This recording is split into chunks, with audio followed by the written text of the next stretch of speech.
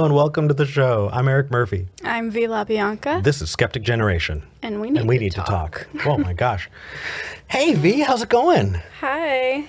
It's going okay. Good. Today is Sunday, It is Sunday, you are correct. August 21st, which is 2 days before your birthday. This is true. Yay! It's going to be my birthday on Tuesday. Yeah, early happy birthday. Thank you. I feel like we're very close in today. I feel like the camera's a little zoomed in. Yeah. Do you want me to fix it? It should be fine. But Okay. if we're crouching in to each other a little bit, that's why. Yeah. It's not because we like each other or anything. That would be weird. Especially as we're engaged, yeah. But it's been an interesting week. It's been a little tough personally. Yeah.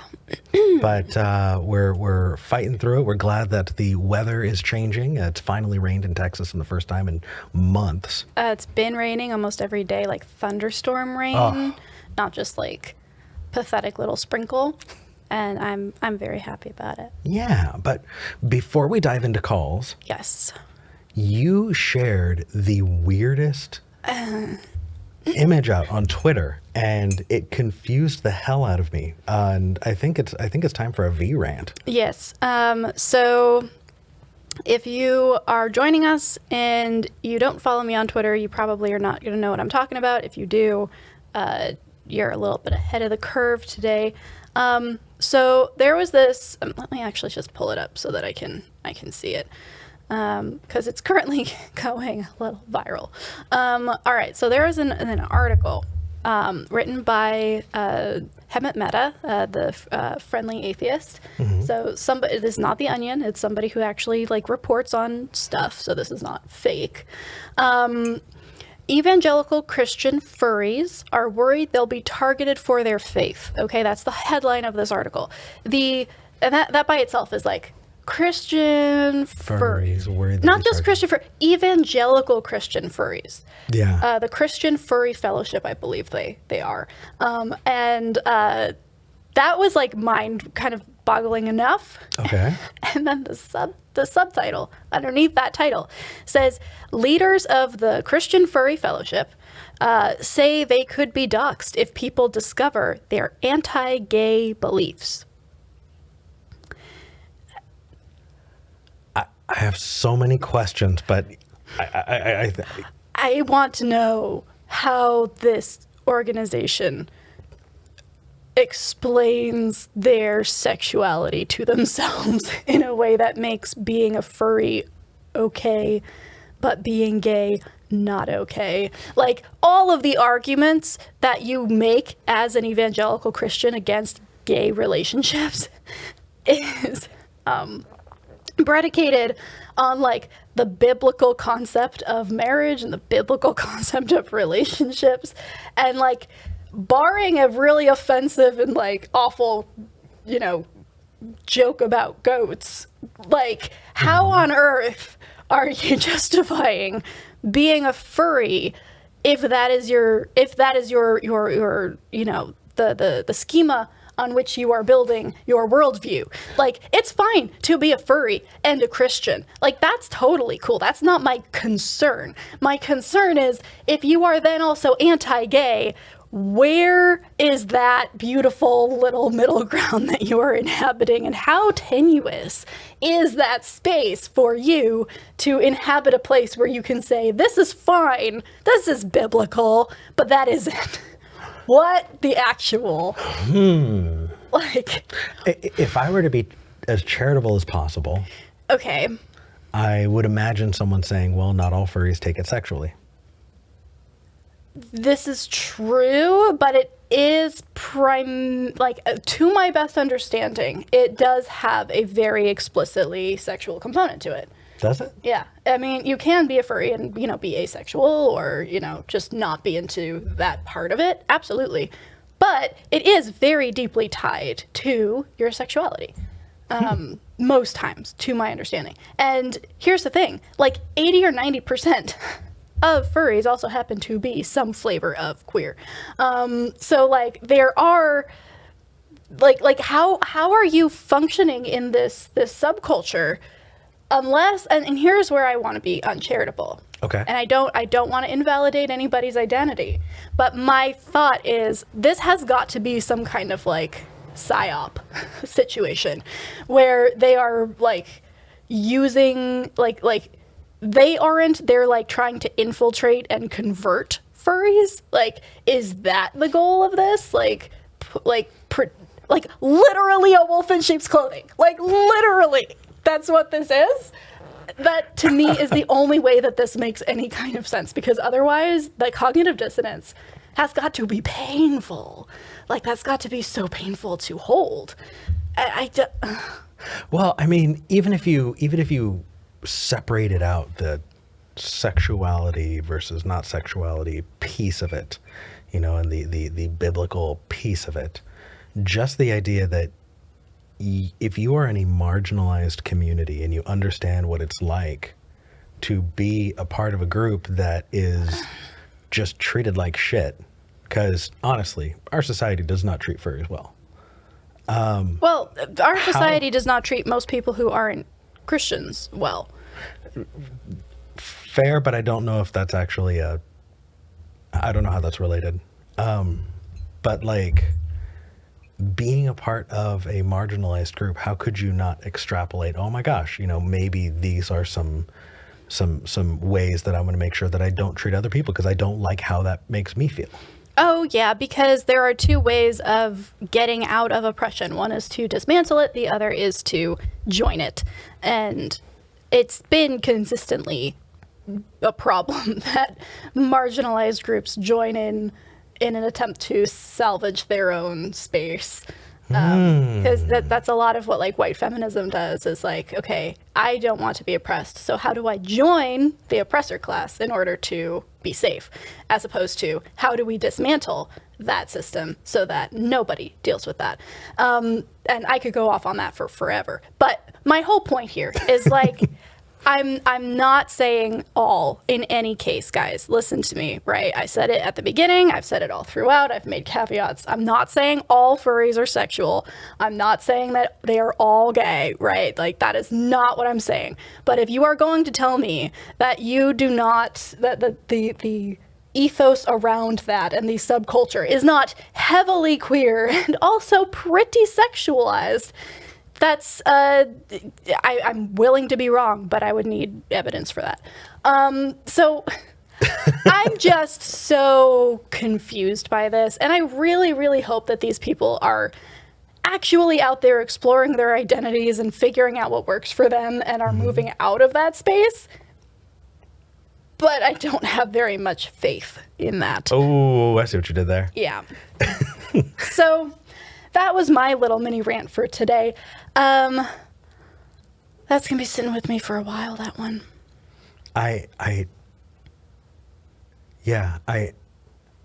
I can think of is I'm imagining a group of, you know, very fundamentalist undergrads, like gathering together in group prayer and then being like, okay, that's great, everybody. Now let's put on our fursonas, you know, like, or maybe they get into their fursona and then they, you know. Here's the thing. I looked at the Christian Furry Fellowship website. Mm-hmm. They don't have a website up currently, like that's active. They have, I think, like a Discord and like a Telegraph or something page to like communicate with each other, which is, by the way, everybody, don't harass them. No, by no means should you go find them and harass them or dox them or anything. This is just me being confused on camera.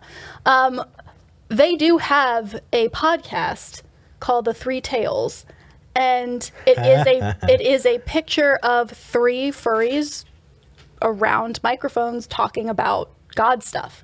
So it is very, like, that's why I think it might be this kind of like psyop thing where it's like an attempt to like infiltrate as opposed to actually engaging with the culture and being a part of it. Yeah. But again, like, I don't know enough about it. It's just weird. It's just the weirdness comes from the cognitive dissonance that you would need to say this is okay, this isn't. If you are going to go into something, like, be intellectually honest about it. Be like, okay, this is something I enjoy. This is something I like. This feels right. How does that mesh with my prejudices about other groups? What can I learn from that? Right? And not like this, okay. I'm done for now. Yeah. Yes. That was necessary for me. That's good. Thank you for indulging me with that. I think I got a bit of hope from that when you talked about the Three Tails podcast. I thought we might be too niche. Like I was worried that our niche might not be large enough to sustain itself. But if that community can, yeah, no. All right. Anyway, do we have any other announcements? I know that I usually plug the all the stuff, but I kind of just want to get into calls. It's been a bit, and I kind of want to dive right in.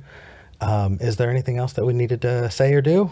I did want to shout out the call number, so you can give us a call at 585-526-8774. And you can also use your computer and use the link tiny.cc/callsg. Our call screeners are waiting to talk with you if you have something interesting to share, especially if it is a question that we can weigh in on and have a good dialogue about. Feel free to call in. We would love to talk to you. The only other thing is we have a Versus coming up. We do. That's Yes. right. Yes. I wound up doing a whole line of archaic looking script just to try and figure it out.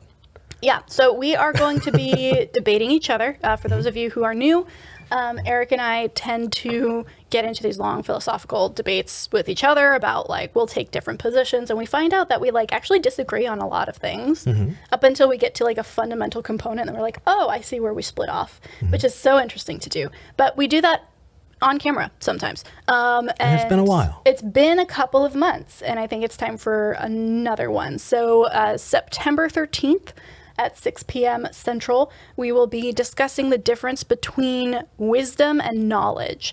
And we have very different ideas around that. Agreed. We got into it, we were like 2 hours in, we were like, hold up, Let's do a Versus. let's pause, let's put the brakes on and, like, do this again in a couple of weeks when we can actually dive in. So that'll be fun. Keep an eye out. That'll be all over social media.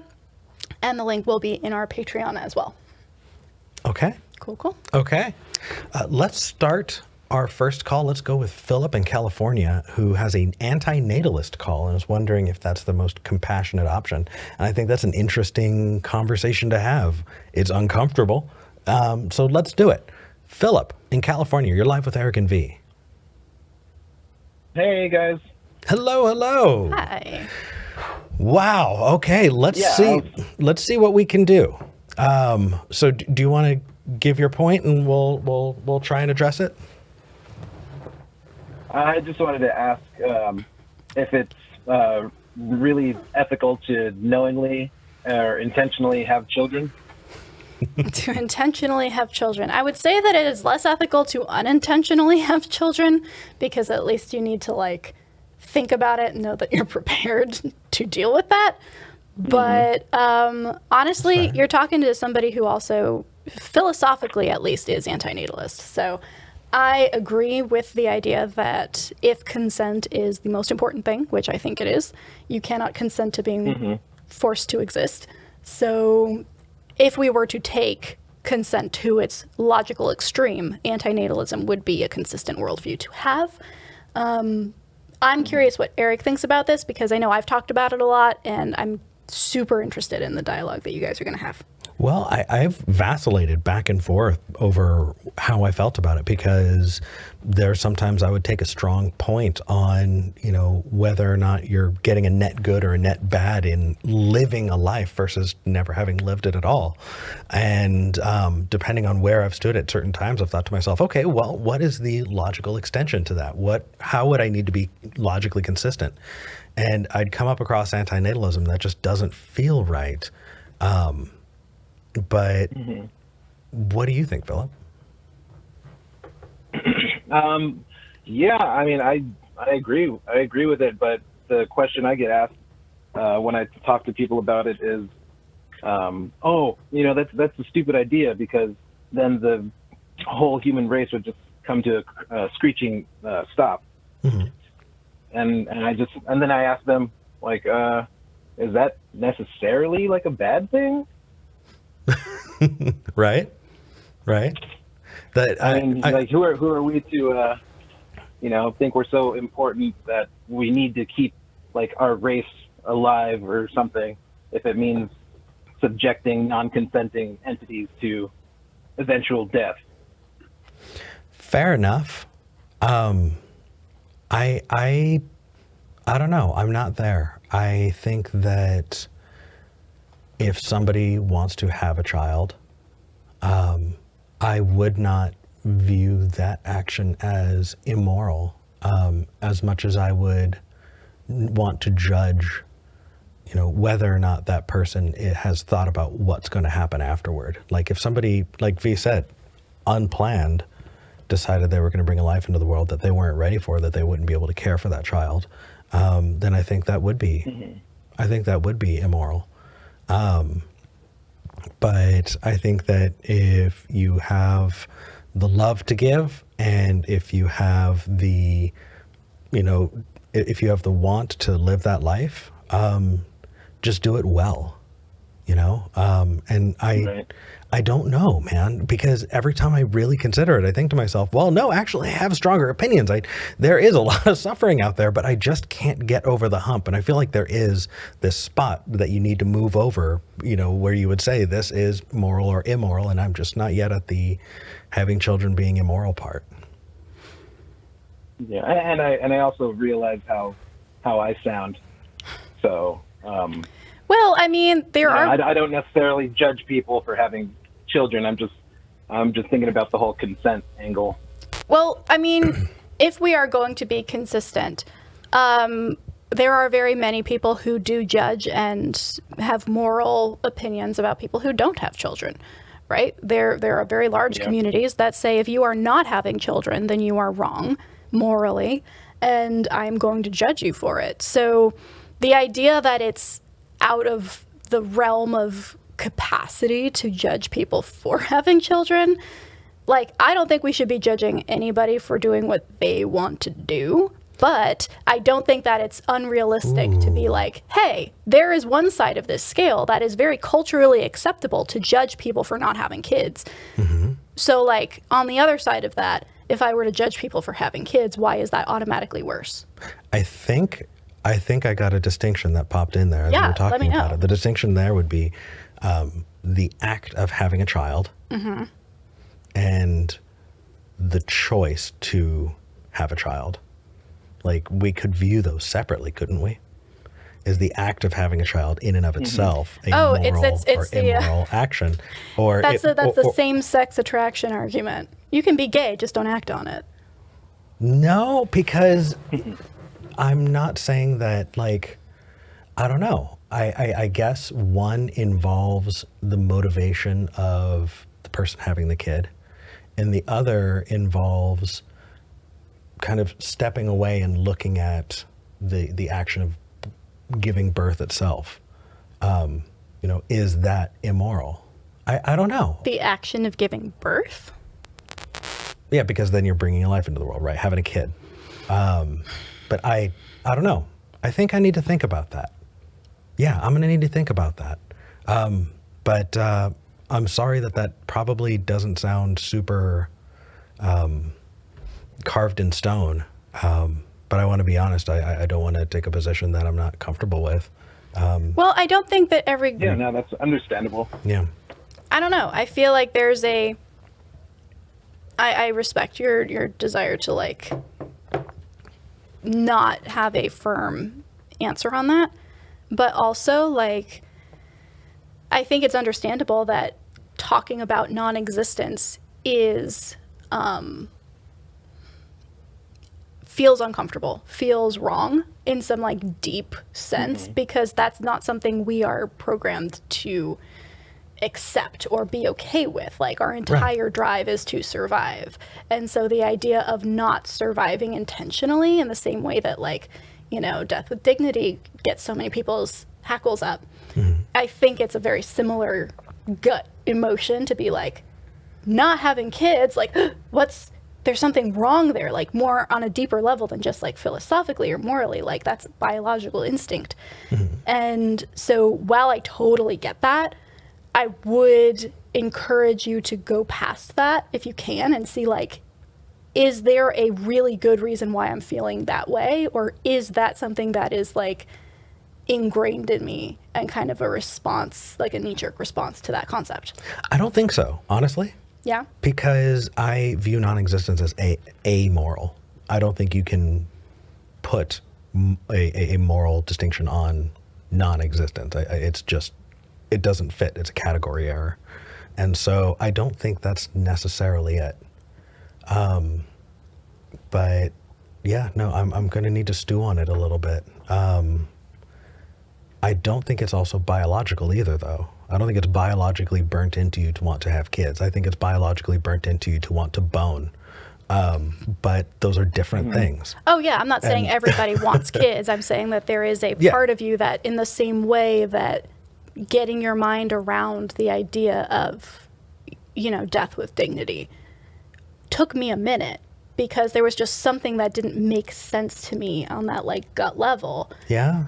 It feels like a very similar thing where on a gut level, I totally empathize with people who are like, anti-natalism, that's horrible. Like that's not right.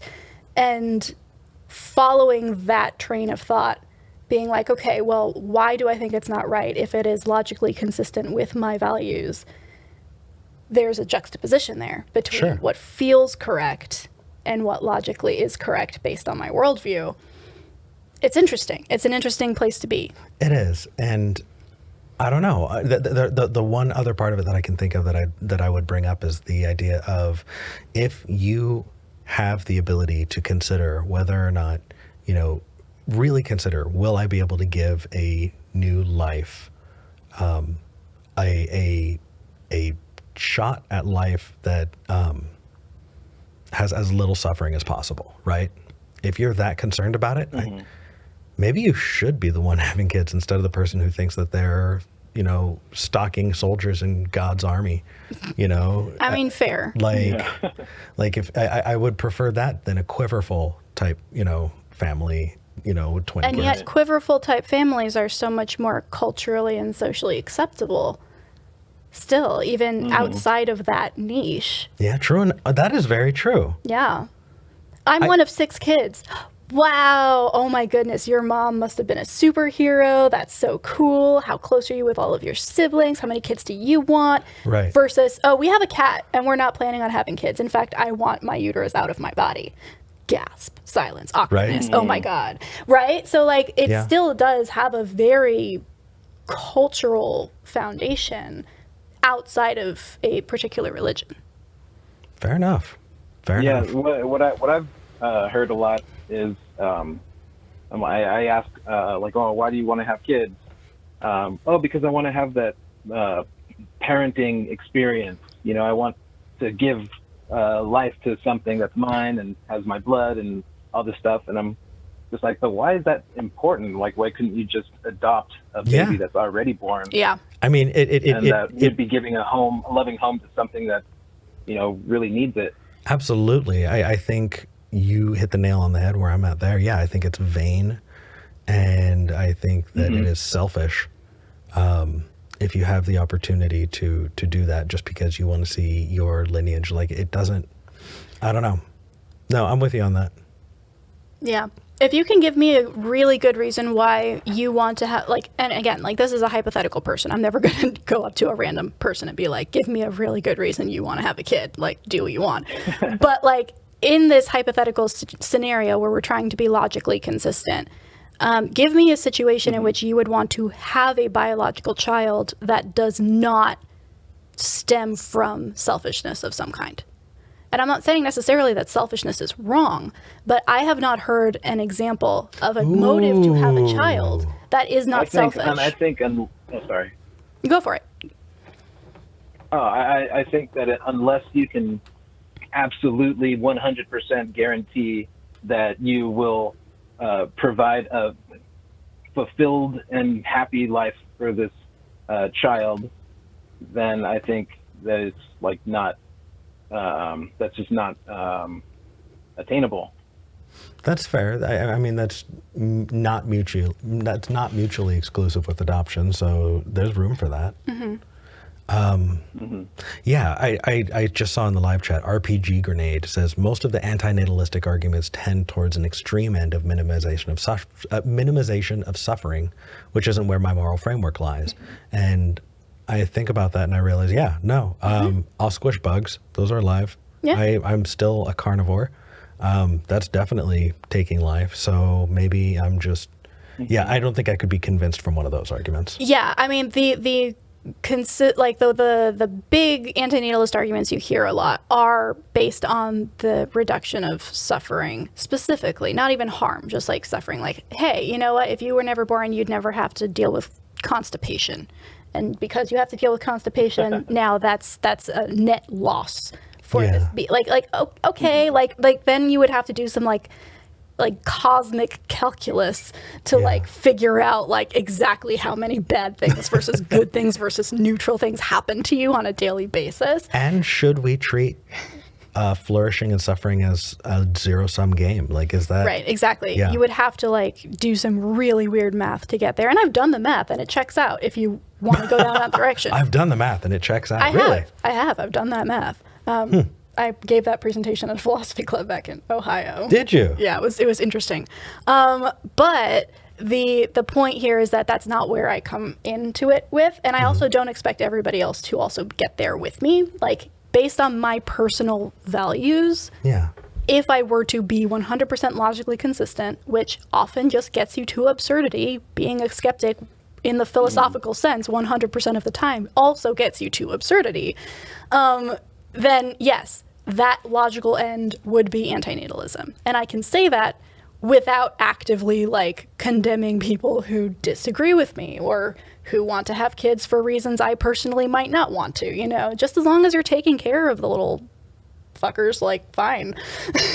Just be good parents, be good people, and then we have no problem. It then becomes a conversation of, okay, now that there is a being in this world, consensually or not, now we must reduce harm, right? Now is the point where we need to think about, you are going to exist now, and you are going to impact other people through your existence. How am I going to deal with this in a way that allows you to flourish and the people you come into contact with flourish as well? Absolutely. So. Phillip, this has been an interesting icebreaker into the episode. I'm glad you called, though. It's fun to kind of stretch in that direction because it's not somewhere that I often find myself, and so it's nice to consider those things, get a more well-rounded philosophical view of different things. Appreciate you calling. Sweet. Right. Yeah, I called last week too, and then that was a great call. Awesome. Well, thank you. Happy to talk to you again. Take care. Bye. Yeah. All right, so I am seeing a lot of stuff in the chat about furries not being sexual necessarily. Yeah, we even have a theist furry on the line. Oh, we do, but it's Moldred, and Moldred has been many things to us at many points. I'm happy to talk to Moldred, but also it's Moldred. All that to say, I am 100% willing to be wrong on this, and I do know that other communities have been overly sexualized in a harmful way. So if that is something I have done, I do apologize. There are absolutely communities of furries that have nothing to do with that. Well, 100%. I'm just, the concern for me is where you are drawing a line between biblical adherence in a sense where you are actively discriminating with others. Well, let's have this conversation with that other person here. That way we can... Moldred isn't a Christian, though. So... Oh, that's right. Yeah. That's so right. The theist. Right. Got it. I do want to just get through this real fast because I'm willing to admit when I fucked up. The problem I have with this has nothing to do with the sexual component at all. Its presence, its absence, I really don't care. You do you, as long as it's consensual and you're not harming people.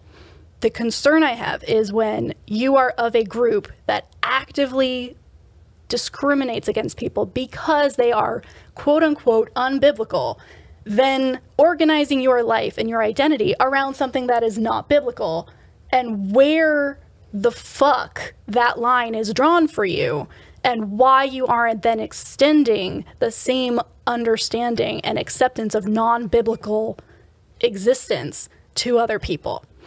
That's my whole point. Okay. Yeah. Okay. Then let's talk to somebody else. Let's go with Dale in Texas. She wants to talk about why she thinks the Baha'i, in the Baha'i faith, women cannot serve in the Baha'i Universal House of Justice. And I don't know how you can possibly explain that without saying that you're a misogynist. Dale, you're live with Eric and V. Hi. Hi. Hi.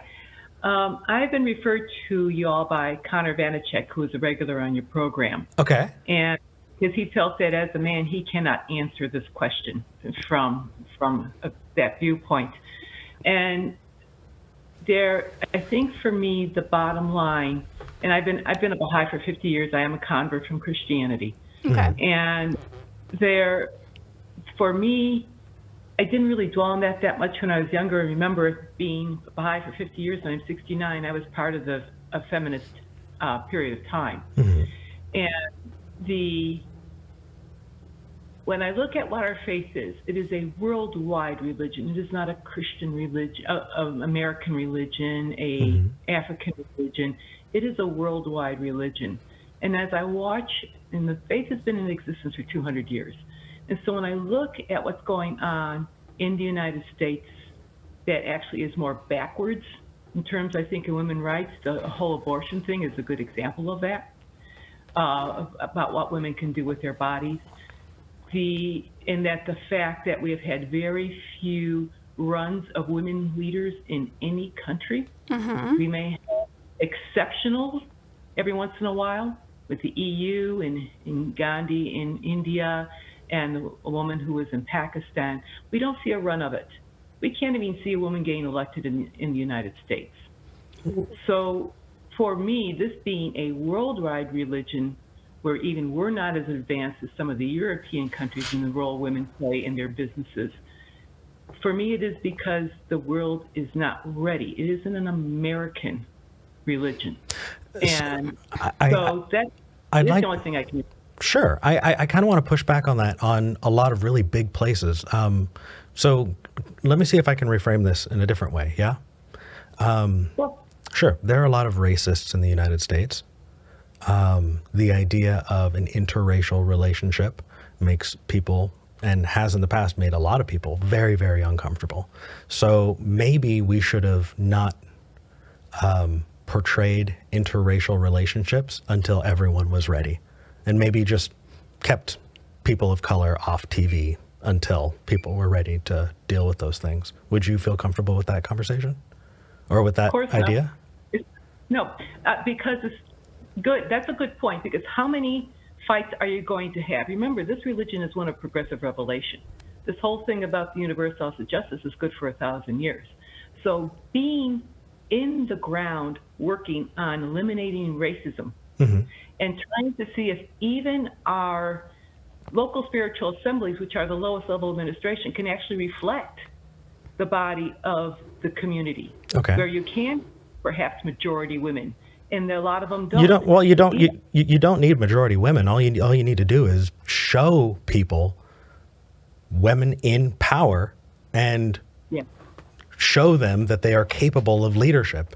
Like, I feel like that would be the best way to do it. In fact, I would say that if that is the viewpoint, then you should be incentivized to have a lot more women in the Universal House of Justice, just so that you can break that, right? I mean, I'm sure that you would agree. Well, I don't want to make the assumption. Dale, do you think that women are capable of being leaders as much as men?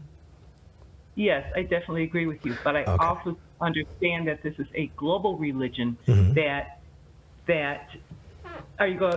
and that's all I can say about it. So you have 9 members, they're elected at large, no one has political clout and the national assemblies, which have women on them, vote for that body, and it is extremely diverse. Okay, so let's say that the voting goes that a woman gets the most votes. Then what happens?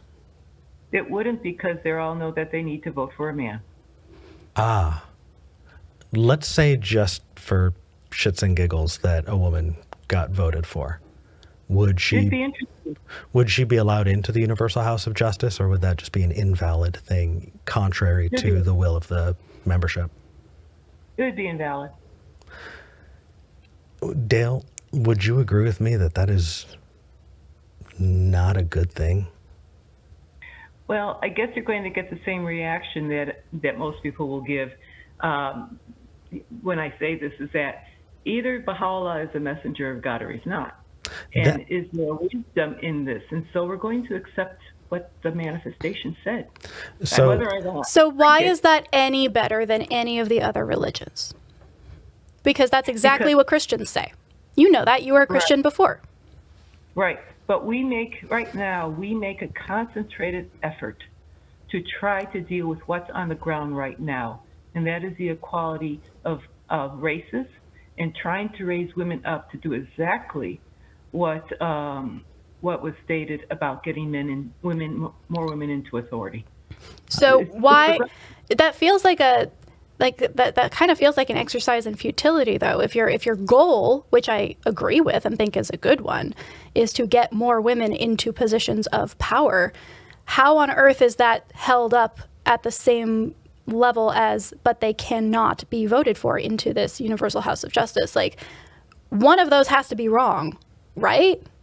They can't both be correct. It could also be our contemporary view of what power is. I worked in city government. I know what power is. I serve as the chair of the local spiritual assembly of Round Rock. I know how that power can be abused. So what is voted on in the Universal House of Justice, and what we get from the Universal House of Justice, we don't have regular communications from it in the first place. okay. Their major role is interpretive of what the writings actually say. Oh, that's handy.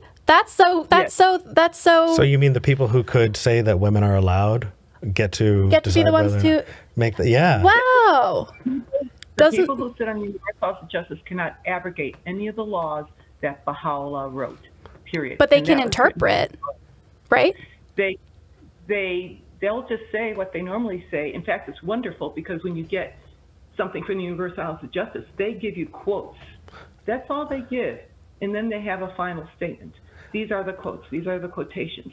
It is unusual. It's unlike anyone has ever experienced. And you can choose to follow or not follow whatever is there. It's your spiritual responsibility, not theirs. We're not trying to convert. What we're trying to do is I mean you in general. I mean the collective you. Sure. The followers. Yeah, It's up to the followers. Well, and the My reason, dad also said that I could go to any college I wanted to, because technically I was 18 and an adult. But if I didn't go to the college I went to, I would be disobeying him, and he would be very disappointed in me. As an 18-year-old, how on earth was that actually my choice? I really don't know how to make the connection. The connection is, the Universal House of Justice said this one thing, but like you can totally do something else, but like our highest office said this other thing. So like, yeah, you're totally free, but also. Remember what I said, and don't discount it, please. The Universal House of Justice does nothing more most of the time than go into our writings from Baha'u'llah and his son Abdul Baha and reiterates what those are. And to remind us more than anything, they're more like a guidance. But if I decide to go ahead and drink because we're not supposed to drink, that's my problem. It doesn't mean I'm going to be excommunicated. So Dale, it sounds like your response to women aren't allowed to hold this position is, well, it's not that big of a deal anyway. Is that about right? At this, I would say no. I would say that at this point in time, the world, this is a world religion. The members of the communities throughout the world, not just the United States. In fact, the United States is not ready for a leader. They're not ready to accept it or anything that comes out of that body, because it's more complex than just what us as liberals, and I am a liberal, think is right or wrong. It's more than that. So I That's think a at completely this, different argument, though. yeah, at this point, I think we're going to go in a circle on that one. But I do have another question to ask you, Dale, while you're here. Sure. So the idea that women are inferior to men is something that I view as immoral. Would you agree? If that is your precept and that is part of your logical argument, then that I would agree that that's what you believe. No, I'm I do asking. not believe I'm asking if that's what you believe. Absolutely not. And I know where you're going to go with logistically in using the syllogism, but women and men probably do have some different skills and skill sets because we've been programmed for it. To a great extent. But they're not programmed inferior to men. Even if I granted you more than I was willing to grant you, I would not go with the conclusion that one sex is inferior to another. And to be clear, that is what is being stated when you look at that and you go, oh, women cannot serve in the highest roles. There is an inferiority beast to that. Women just can't do it. And This is the justification for separate but equal back during the civil rights movement. There were plenty of people who were like, oh, like biologically there's no difference, but because of the history of slavery, like black people just can't do the same things that we can. So like they're totally the same, but also like because of the way that they were programmed, we're going to have to separate them out. Like, is that an okay position to take? I am going to come back and say that socially, in how we are socialized, it is something that is changing and morphing. And that within 1,000 years, the new manifestation will probably say all bets are off. So everybody is everywhere. And that's all I can say. It is a progressive revelation, and I buy it. I'm going to call bullshit on that too, Dale, actually, because are you aware of the work of what is called familial evolutionists? No. Okay. Do you know Merlin Stone, Frederick Engels? Any of these names ringing a bell? Yes, Frederick Engels does. Okay. There is credible amounts of evidence, like very large piles of evidence, to suggest that up until about, I want to say 3000 BCE, the world was primarily run by women.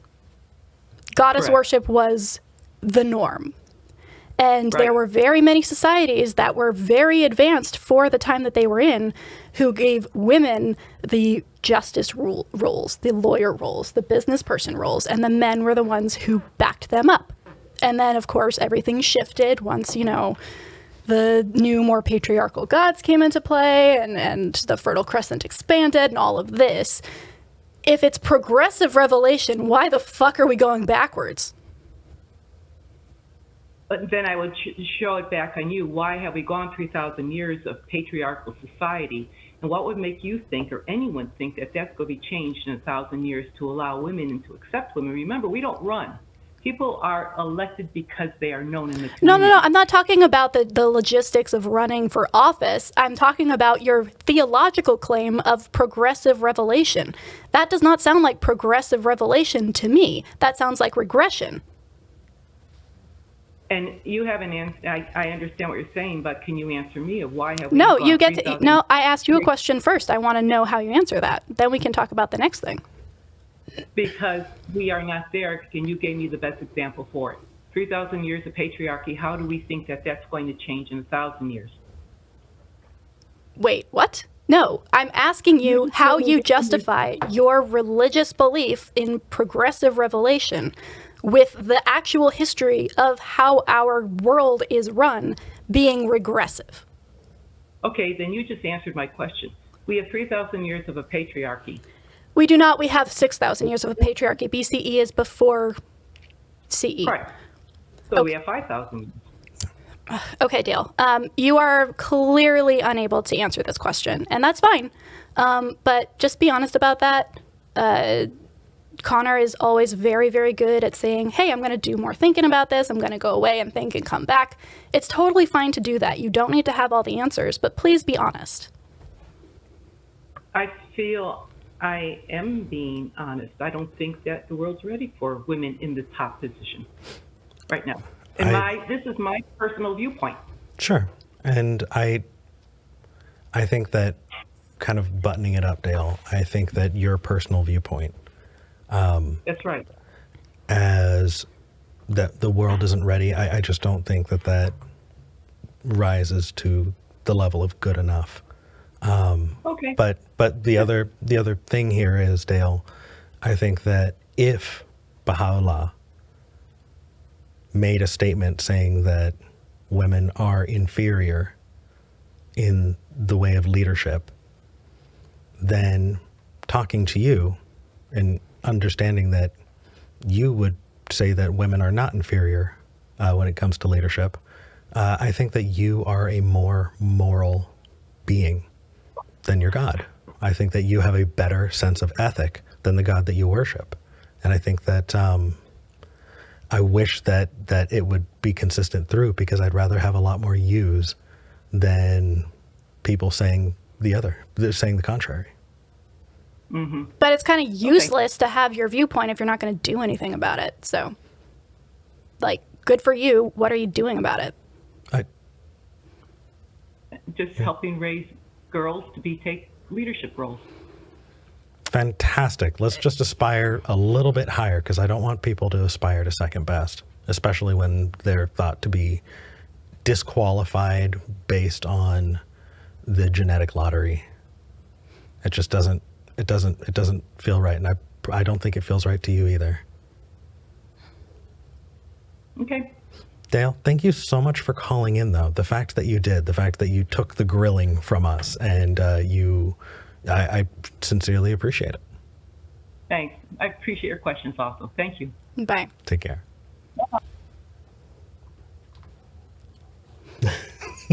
Yeah, that's bullshit. You got angry.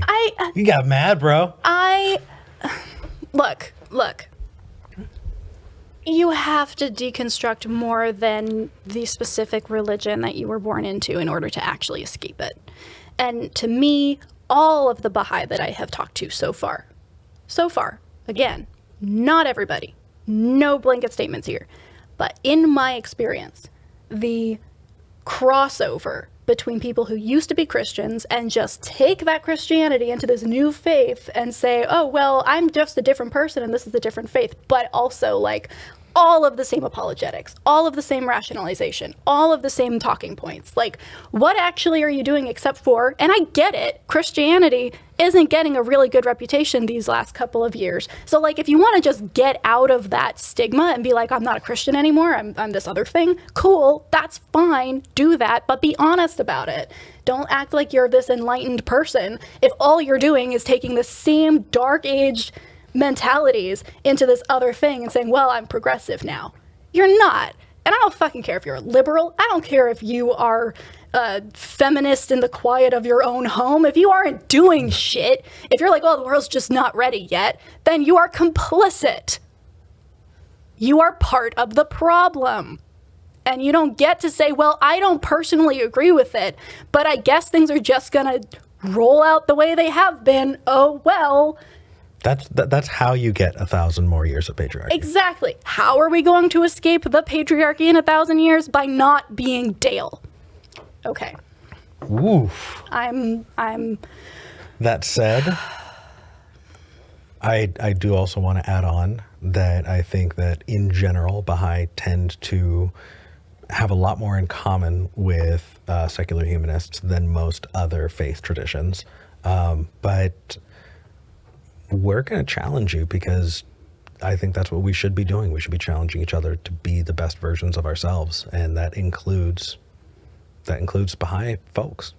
Like that, that's just how that is. Yep. So, anyway, okay. Okay. Next caller. Who do you want to talk to? I picked the last one. Is there someone who? Oh my gosh, Joshua in North Carolina. I was thinking about Joshua. Participating in astrology. Ooh. Yeah, I'm very curious about Joshua. Yeah, Joshua in North Carolina. You're talking to Eric and V. Hi, Eric and V. Hi. Hi. Oh, we've got such crisp, clear callers today. We I'm loving it. do. Are you calling on a computer or on your phone? On the computer, I've got a condenser mic set up here. Oh. Ooh, nice Beautiful. and buttery. All right, Joshua. So hit us. What what the hell about astrology? Yeah. So I called a few months ago. It was just Eric on. Eric was very tired, but we had a good conversation. Ooh, it's one of those calls. I remember that week. That was fun. Oh, yeah? Yeah. We talked about grief and soulmates. Oh, is it the one where I lost my shit? No. It was the episode you lost your shit, but you did not lose your shit at Joshua. Yeah. Okay. Yes. Hi, Joshua. I remember Right you. after me Welcome was back. A bad time. Yeah, you were that salve that I needed from that anger. Like I appreciated you. Okay, so I'm sorry we keep interrupting you. Go ahead. Yeah, no, it's all good. Yeah, so I have a friend who is very interested in astrology, and we've had some good conversations about it because I want to learn, what it is about astrology that interests him, and he gets a lot of deep personal enjoyment and fulfillment from it. Mm-hmm. But when I asked him, does he accept the truth claim that somehow the positions of the stars and planets affect his life in some way, he doesn't accept the pseudoscience. Okay. So he rejects the truth claims, but participates in astrology as sort of a personal interest. And so my question was, when it comes to things like astrology or, I buy essential oils and put them in my bath because I like how they smell. I don't think they affect my spirit or anything. So my question is... You got to be real careful with those, by the way. You're going to wind up with a burning sensation that is not comfortable. I have been there. As have I. That is an uncomfortable, like. Be super careful with what you're putting in the bath, my friend. Just as a caring statement towards you, So don't make our. Oh my gosh! Yep. Well, maybe Yep. you might want to see a doctor, but. So. Okay, well, barring going back and examining what I'm putting in my bath, to what extent should we participate or not participate in these things that can be pseudoscience? Because my concern is, normalizing things that people will take and run with as truth when they're not. There's the rub. That's the rub. No, you got it. So when I was a kid, I was a rock collector and I collected crystals. There are other people who collect crystals who think that those crystals can heal them and have memories. I think that getting involved in something because you're enjoying it, I think you absolutely should. But I think that in the same way that we talk about intent and impact, doing something like astrology, your intent could be, hey, this is a fun game. That doesn't mean that's going to be your impact. And so I would just advise that you own your impact and make sure that when you talk about it, you're talking about it in a way that robs it of all of that woo. You can say, hey, this was a really funny or fun thing. And if somebody says, oh, wow, do you really think that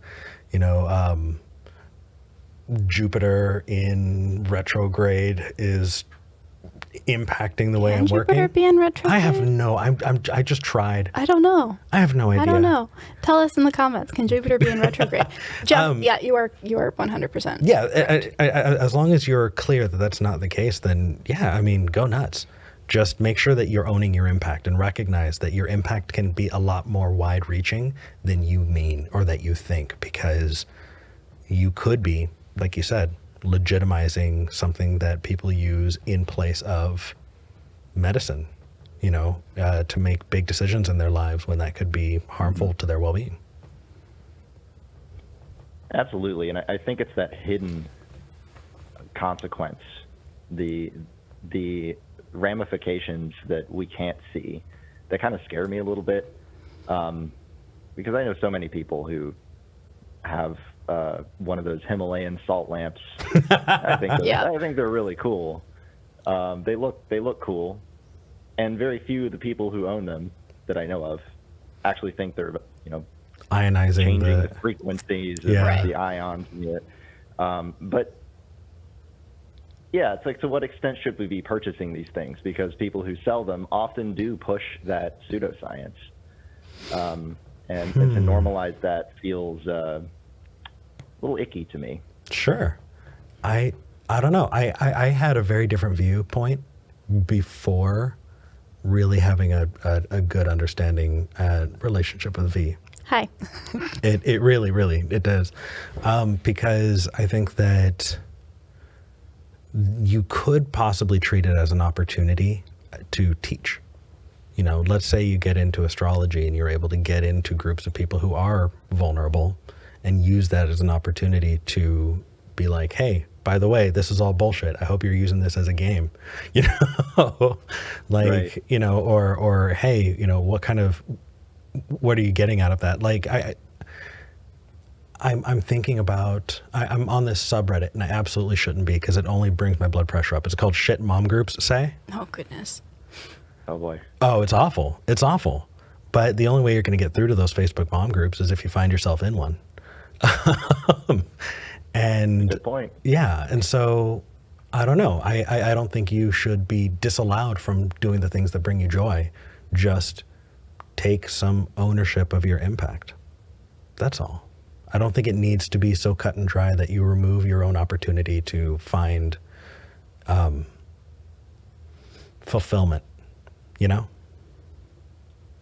I do, and I think that's a very good way of putting it. I you know, we all have things that bring us enjoyment, and the way that you worded that to own the impact, I think is really good. So I appreciate that viewpoint.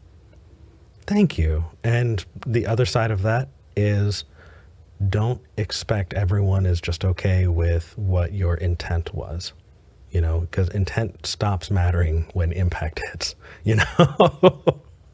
Sure. You know, the best of intentions are great until you really hurt somebody. And then you could say, oh, I didn't mean it. You still gotta, there are still consequences. So V, is there anything you wanted to add? I know that I kind of talked about you in front of you and that feels weird for me. So please say something. So I think I'm really happy with your answer. It feels gratifying to see the difference in how you engage with these topics now, because it is a lot more nuanced and a lot more compassionate, I think, than it was prior, which is also fine. But Joshua, there are a couple other things that I want to just make sure that we're being internally consistent about here, because I agree with Eric 100%. But I also want to push back on the idea that certain things are inherently more harmful than others, or more fake than other things. So, like, for example, Do you have an example? yeah, I'm not going to leave you hanging with that. That was very badly stated on my end. No, it's not. Credit Okay. scores, are they real? What do you mean by real? As in, do they? Yeah, exactly. Take me to the credit score. Right. Like, do credit scores actually Platonic credit accurately tell you what somebody is like? No. It is a bad system that does not accurately reflect reality or give you predictive power over what will happen to X person tomorrow, right? Except that's how we use them. We use them as a predictive measure of somebody, often with a moral component. Are you good with money? Do you pay things on time? How reliable are you if I were to give you a loan? And it was made up in the 80s, right? And it's run by a couple of shady organizations that don't have any government oversight. And we use it day to day, and we think about it way more than we should. And it will impact your life moving down the road. And it's harmful to participate in that system, but we really don't have a choice. It's not true. We do it anyway.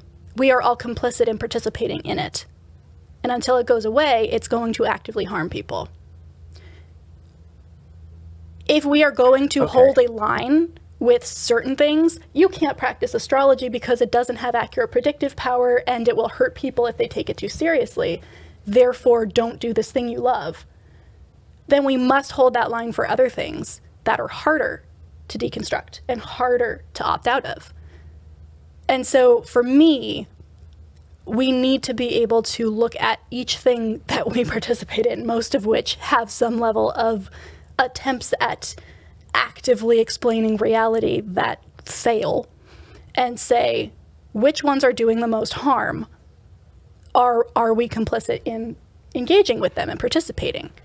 And if the goal is to actively reduce the most harm we can, then the number of people who are harmed by credit scores are probably higher than the number of people harmed by taking astrology too seriously. So you are 100% open, allowed to pick and choose what you care about. Everyone should, I think, pick an area they are passionate about and focus on that. Put their energy there. That's how we change shit. But if the argument is going to be participating in a fake system or a fake way of looking at the world could harm other people, therefore don't do it, that has to be applied to everything, not just the things that you personally disagree with or the things that are easy to reject. If you plan on being internally consistent with that logic. Exactly. If the goal is to be internally consistent. If it's not, cool, pick and choose. If you see active harm in one area, focus on that. That is cool. You can be aware of the other problems and just focus on the one, but you have to be aware of the other things in order to be consistent internally. So that's my spiel. Couldn't that bring you down to like an what is the term? Oh, that's okay. No, I lost it. Okay. Joshua, what are your thoughts on that? So that was a very great point, and I do, in fact, want to be internally consistent. I want to make sure I'm applying, my efforts equally. And you made a good point that you're kind of hinting at the relative privation thing. There could be bigger problems out there, but it's still okay to focus on smaller problems as long as we're aware of the bigger ones. Exactly. And I'm a finance guy. Credit scores give me heart palpitations. So I'm with you there. And I want to make it clear that my goal is not to, point at a group of people doing something that, accepting truth claims and say, no, you can't do that, or you can't follow astrology or participate in that because it's harmful. I don't want to prescribe anything on anyone, but I'm really looking inward toward myself and thinking about what can I do to improve the world around me just by making small decisions. Mm-hmm. And I mean, you should, though, if you see that somebody is taking part in astrology and are making medical or buying a house type decisions, I think you should speak up. Again, it's just seeing what people are using it for. Yeah. Right. I don't know. Maybe I'm just being, anyway. No, I think you're absolutely right. If you are seeing harm done in an area that you know about, go and try and help, right? That is as simple as we can make it. And that's all you need to worry about doing, I think, in order to be an activist or a humanist. Speak up, help where you can, reduce harm if you have the opportunity to. The only thing I would say is if we're going to be relying on some of the more rote responses to things like enjoying astrology for fun, which are, think about the long-term impact of buying into something that isn't real. Yes, we should do that, but we cannot pick and choose where we apply that logic in that case. Because otherwise, we are just cherry picking. I don't know if I agree entirely on that, because one is a system that you're forced into, another is a hobby. Okay, well then that is a caveat that we could then dive into. Yeah, it's not like, hey, I'm picking up capitalism today. Oh, you should be careful about that. It's going to cause danger. We're not rich enough to say that. Other people do. Other people say that. Oh, I'm gonna credit score tomorrow. Ooh, I wouldn't do that. That sounds dangerous. I don't think that those things are a one-to-one necessarily. But I see your point. I just want to. No, as we get more granular and add those caveats in, then we can have that conversation. Okay. That's my point. Fair enough. Fair enough. Joshua, thank you for calling in. This was fun. Yeah, this was great, and I'm glad I got to talk to both of you this time. Yay! And it was an absolute pleasure. Thank you. Thanks for calling in. Have a good one. You too. Okay, I zoned for a minute because all I could imagine for a good 2 minutes Okay. was platonic credit scores.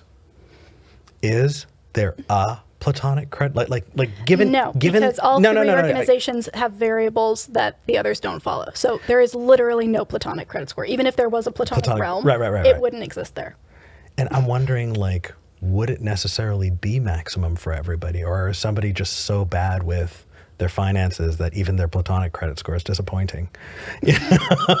Like, that feels like a beautiful burn that I'm just going to keep in my back pocket for someday. I don't know. That's where I went during that call. I'm so sorry, but you I'm got me thinking confused, about but cool. platonic credit scores. Okay. Let's move on. Who would you like to talk to, V? I would like to talk to Wolfos, as I believe Wolfos is the only one who has a question in their actual summary. Please do call in with a question.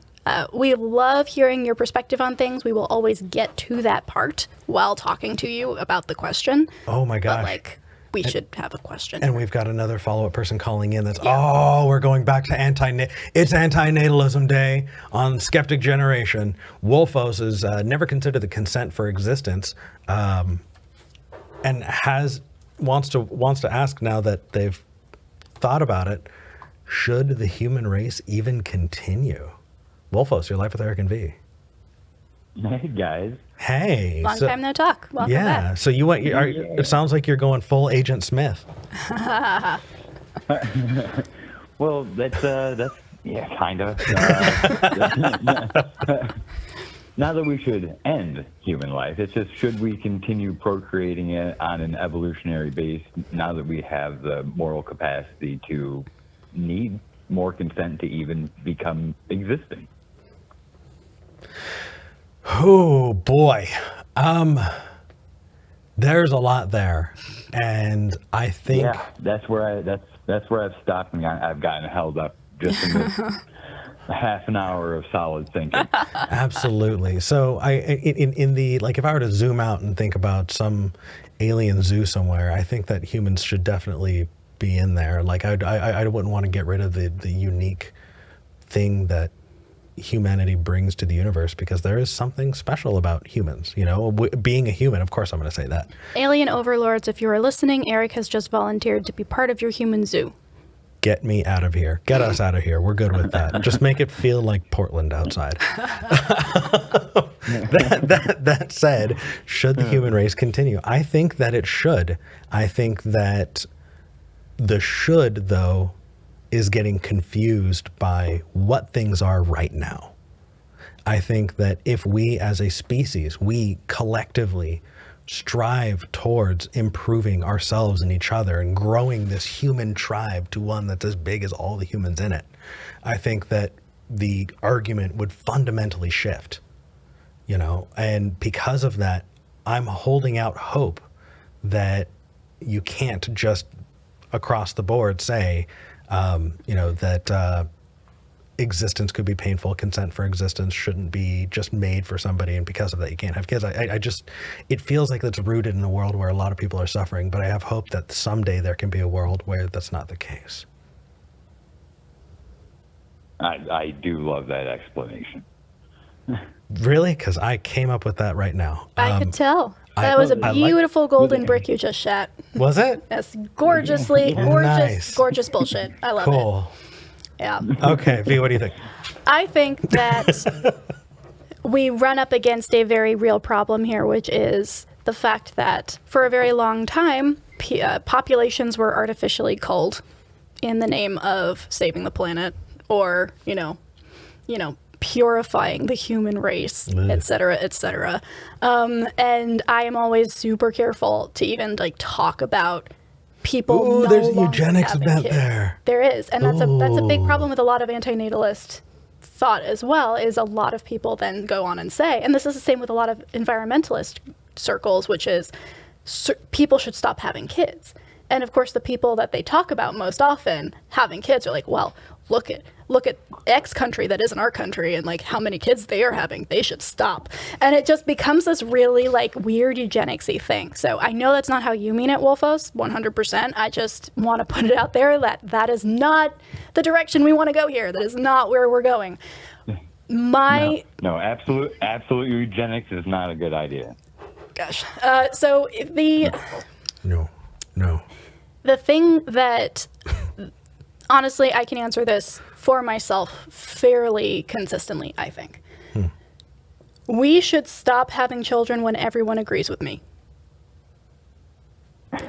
When everybody comes to the same conclusion that consent is the most important thing and you cannot consent to being born, therefore you should not inflict that on people, then everybody will naturally stop having children, and that will be that.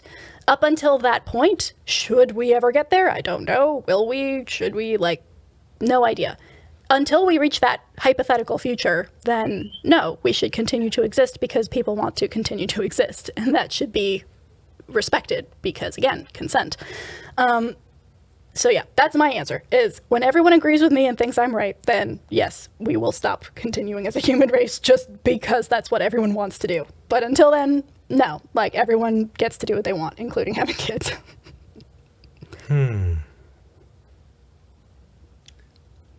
I think I disagree. You disagree? I think so. Wait, I'm so curious how you could disagree with that, because to me, that's a non-answer, but it's a pretty airtight non-answer.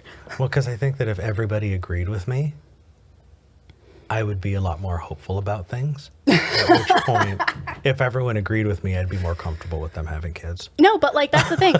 I don't think that it's a matter of, I don't want people to stop having kids because they disagree with me. If I had a kid, that kid would probably be pretty cool. But I don't think logically it follows based on my value system. So it's not a matter of whether or not they agree with me. Do I want them to continue existing? It's just okay. Fair. Personally, I have found myself in this corner. Once everybody else also finds themselves in this corner, it will happen naturally. But until that point, we should not be talking about stopping people from having children. In the same way, we shouldn't be forcing people to have children. Hi, Texas. Absolutely. Yeah. Wolfos, this was fun. Thank you. We do have another call about anti-natalism that I really, really want to take. And hey, even more awesome. Right? Wolfos, thank you so much. Hope you have an awesome rest of your day. We'll talk to you another time. Thank you, guys. Bye. Okay. Oh my gosh, we have more calls that I want to take. Holy crap. Why always at the end? Always at the end. We should start a little later. Well, there's an anti-natalist point that Ami wants to make. Amy, I'm pretty sure. Amy, sorry. It's AMI. I don't know. Amy? We'll find out. A point against anti-natalism. It artificially elevates humanity's place in the natural world. Ooh, I don't know how much more I could disagree potentially. Welcome. You're talking to Eric and V. Please correct me. How do we pronounce your name? How do I pronounce your name? Amy. Amy. You were right. Oh. Nice. Oh, yes. This is Eric's dance. I might actually be panicking a little bit. I was about to cower and back out. No. No. I'm curious what your point here is, because I may agree with you. Well, again, sorry, I'm not good at words. It's okay. I feel that with how I view the world, anti-natalism just it takes humanity out of the natural order. Everything on the planet, if you subscribe to evolution and everything, every piece of life on the planet came from one unending string of life from the beginning. And I'm an atheist, but to me that's the closest thing to a spiritual feeling that I have is I am a part of this unending cycle of life that has been unbroken success throughout the eons that it has existed, and every other piece of life on this planet also is a part of that. So to me, just saying not having children just because we feel things in our brain, it's sorry, I might be actually panicking. No, You're okay. That's okay. That's okay. Can I ask you a few questions? Yeah. Because so here's kind of where I'm at is, if we're talking about life on this planet, I have a really, really uncomfortable thing that I need to admit to myself, and that is I don't value all life the same. I don't. Mm-hmm. I take a shower and I freaking wipe out a whole lot of bacteria and shit that could have collected on me throughout the day, and I really don't care. I mow my lawn. And I recognize that in a way, grass is alive, right? I take antibiotics, which is killing a lot of, life in quotes. And V and I have a company that does pest spray because we live in Texas, and holy crap, it's terrifying if you don't. That's a lot of bugs that are killed, and I don't value those either. And so I guess the unending, unbroken chain of life that needed to perpetuate itself in order for us to get to where we are is beautiful. I just don't know if it rises to that occasion for me that's enough. Do you know what I mean? Oh yeah, I get that. Like, I'm not saying that all life is equal. It's just saying that it is beautiful to think of it in that way. That is like the one piece of awe that I can say that I actually have for like the universe is that I come from the product of hundreds of thousands of years of success stories of survival, life finds a way. Yeah. And yeah, technically those grasshoppers did too, but I also recognize that, that it is a survival of the fittest sort of thing, and that's what makes it so great, is that my ancestors survived to produce all of my ancestors up until me. Yeah. And if we all just stop that, it's stopping the cycle. That cycle. Like honoring that lineage and that memory.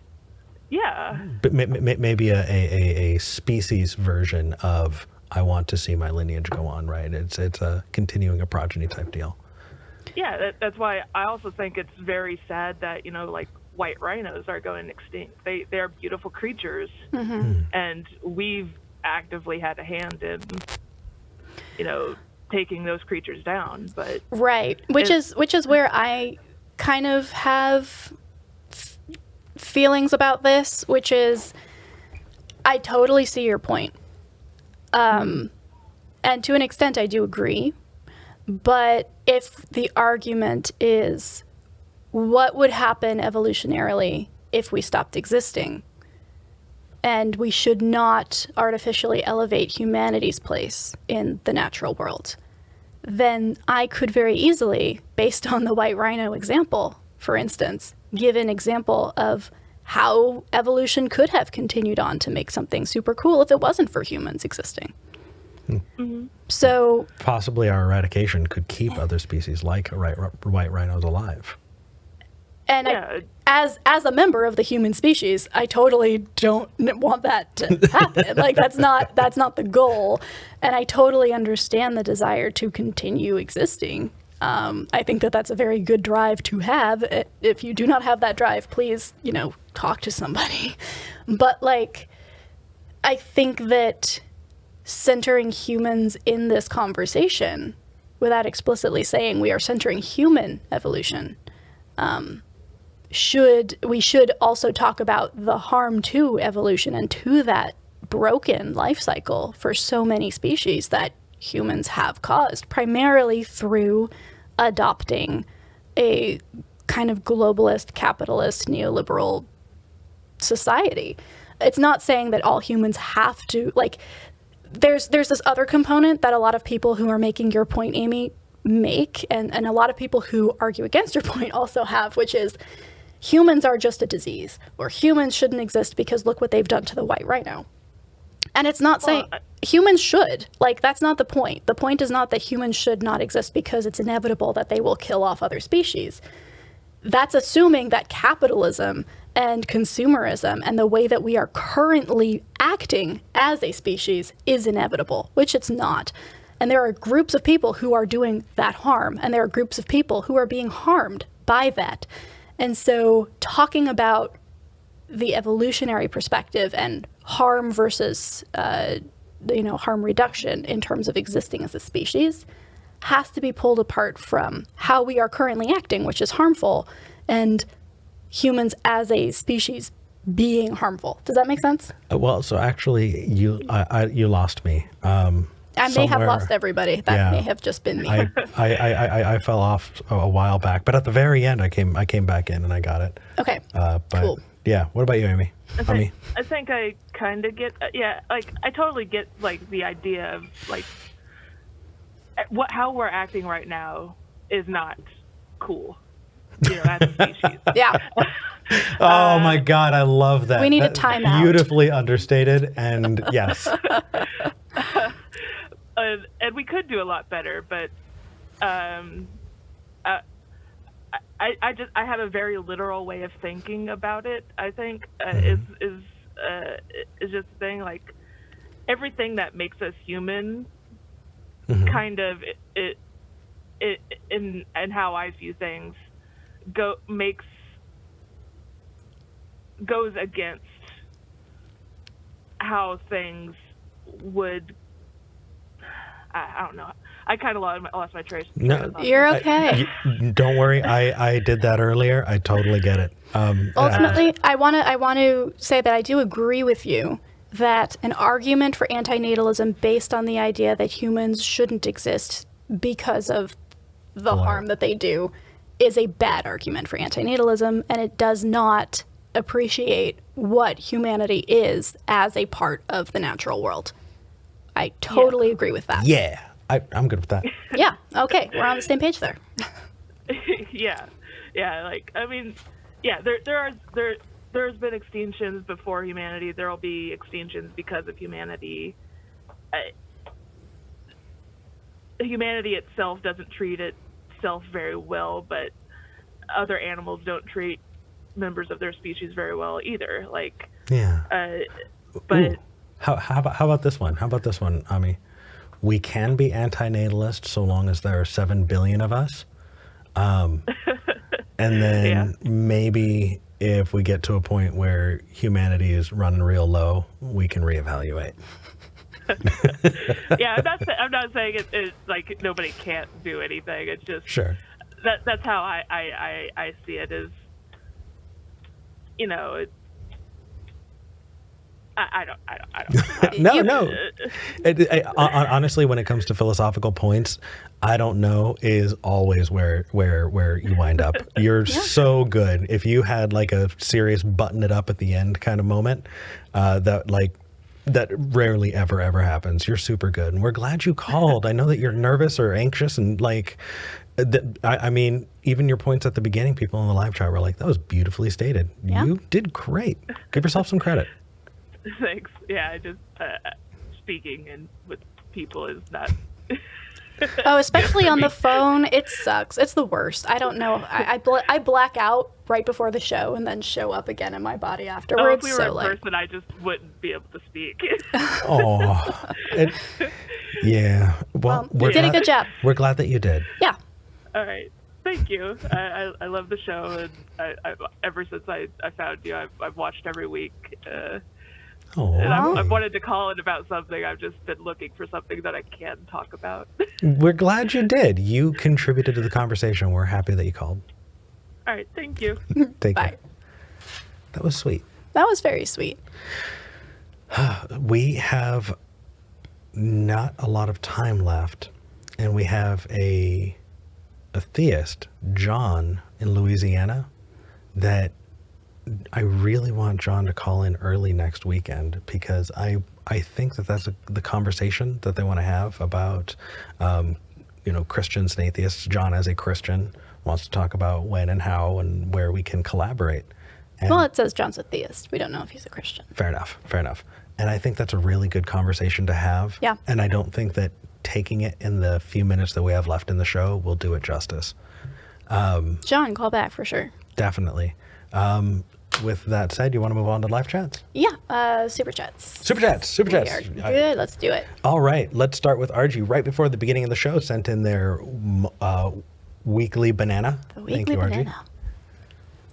Viper Zhang sent $2 and says, you can find a Bible verse to back up any belief. And I believe this is talking about the Christian Furry Fellowship from the beginning of the show. Please tweet us that Bible verse. I need it in my life. I would love to hear, like, I would honestly love to have that conversation with somebody who believes this and get that back up, because that would be a fascinating conversation to have. Oh, what was his name? The two brothers that wanted their father's blessing.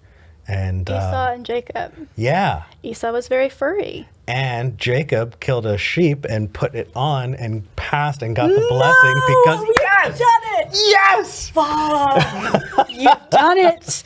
This is a oh my god. Oh, okay. If that is the oh my god. My mind is blown. Oh, that's incredible. That's incredible. That was beautiful. Appreciate it. Beautiful. Appreciate it. RG sent $2.99 Australian, says not all furries see it as sexual. That is true. I rescind my previous assumption. That was not accurate. All right. Roger Wenzel sent $5. Thank you so much. I don't know if you had something in here as well to say, or you sent something, but we don't have it on our end. But shout out. Roger. Appreciate it. Kendall Brass sent $15. Thank you, Kendall. Says, as a father and spouse of furries, I can attest that many furries don't associate their fursona with sexual activity. Many enjoy the feeling of community. Very, very cool. And yeah, I noted. Absolutely. Kendall Brast also sent. I do though want, like, if you are a furry, please, what are your opinions on the story that V shared at the beginning? Because there's still a whole lot that I just want to see play. I don't know. Well, I will say that the furry community, from what I do know, which apparently isn't very much, is very good at gatekeeping it from the kind of right-wing Nazi influence that it seems to attract certain people. Ooh. And then they kick them out pretty consistently. So, like, it is a very well-kept, like, safe space. So do you think the fundamentalist furry group is kind of its own little island unto itself? That's the problem with evangelical Christianity. It appropriates things and then it makes it their thing, and then they don't engage with the actual culture, and then they perpetuate harmful ideas under the guise of that culture, which is so many thoughts. Yes, I believe that is either that is what they are, or they are actively trying to evangelize to other furries, which, like, good luck, I guess. No, I don't think so. And I can absolutely imagine a lot of people who would feel more comfortable in a costume being able to socialize than without. I think that could be a good way to actually, like, get through a barrier of anxiety that can prevent you from socializing. That's a good point. And I could absolutely imagine a good number of fundamentalists, doing that. So I could see it. Okay, Kendall Brast. Oh, sorry, that's you. Yeah, sent another $5 and says, on a different line of thought, I love the hair today, people. Keep up the good work. Thank you. I know, Eric has been keeping his hair tied back, and I like it when it's like this. I don't know. It has this weird kind of pyramid thing going on, and I need to get it cut because it's just, it's a lot of volume here. Anyway, for people in the podcast going, what the fuck is going on? Muldred, sent $20. Thank you, Muldred. Says, tails high, furries are wicked cool beans. Hell yeah. All right. Cooper Gates sent $5 and says, are anti-natalists also anti-life extension? Would they argue that there would be more suffering if humans are able to live longer, even not senile? I think that there are probably certain anti-natalists who argue from the point of being against suffering that would suggest this. But I also think that from a perspective of consent, this is a non-issue, because if the person wants to continue living, they should continue to live. If they want to end their life, they should be able to do that as well. And RG sent $2.99 Australian. Wow, RG, thank you this week. Says mammoth furries for the win. I have not heard of a mammoth furry. That would be I haven't cool. either. That would be cool. Eric, remove the wig, says James Daniels. I can't. I'm sorry. It's stuck. It's stuck. Alrighty. This was a lot of fun. Before we go any further or do anything, hey everybody, while you're watching, hit the like button, subscribe to the channel if you haven't, and share this out. Especially if you've got anti-natalist friends, so that we can get flooded for the next couple of weeks. That would be awesome. No, but seriously, we really, really appreciate it. It's your support that keeps us going. And if you like what we do and you want to support us, or you just want to get an ad-free version of this podcast, if you're at this point, you have been hit with ads if you're listening to the podcast. If you're at this point and you're watching this after the show's live stream, you're getting hit with ads. It sucks. We give an ad-free version on our Patreon, patreon.com/skeptic generation. That's patreon.com/skeptic generation. Also, we are working on the set, continuing to work on the set. We had somebody so graciously buy one of the cameras on our Amazon wish list. We're planning on buying the other two, but just like, thank you. And I'm still amazed, and I'm still just like, oh my God. So as soon as we get a lens for it, we're gonna be good. I'm sorry, I'm ranting. This episode has left me in a good mood. That's good. Yeah, I'm liking it. I'm liking it. Hey everybody, thank you so much. Take back control of the buttons. Sorry. All right. Remember, mark your calendars. We've got our verses that's going to come up on what day? The 13th of September, which is a Tuesday, and that's going to be at 6 p.m. All Central. right. Yep. Until next week, we're glad we had this talk.